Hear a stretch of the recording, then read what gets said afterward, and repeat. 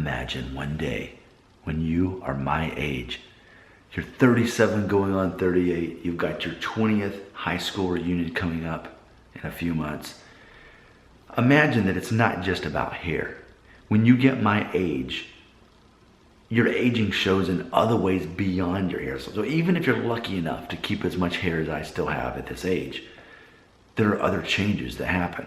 And I wanted to make this video to address them, to just find out if that's a concern. Because the whole concept of, and I think especially in younger generations, is this worship of youth, this worship of the identity that you can stay looking young. And I understand that hair can definitely age you, and that's why at some point you shave it off and you grow your beard and you work out, because really that's probably, in my opinion, a more masculine look anyway. But what about the other things that no one talks about? Like, because I don't really think anybody cares about this stuff, but I just want to remind you that even if you keep as much hair as I have, 20 years from now, if you're 17, other things will happen. So let's talk about them. So wrinkles in forehead will happen. Not so bad, it could be a lot worse, no complaints.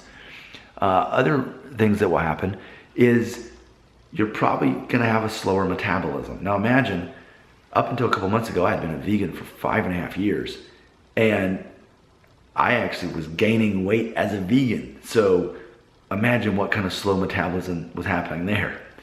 Now I started eating eggs and cheese and certain kinds of fish. So even then I'm not like eating red meat and, you know, stuff like that. So you would think for a guy who even has that strict of a diet that I would be slimmer, that I could easily be slimmer, but no. So metabolism definitely changes.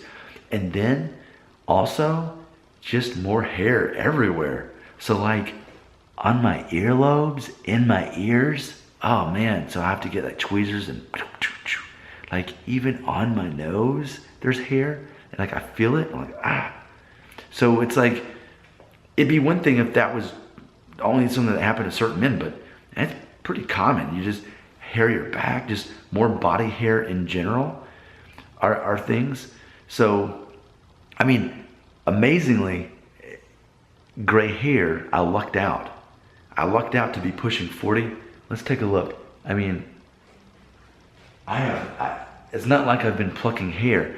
I mean, I haven't plucked any hair. I do have some gray hair, but with the last time I got a haircut over a month ago, maybe it got cut out, but I got lucky there.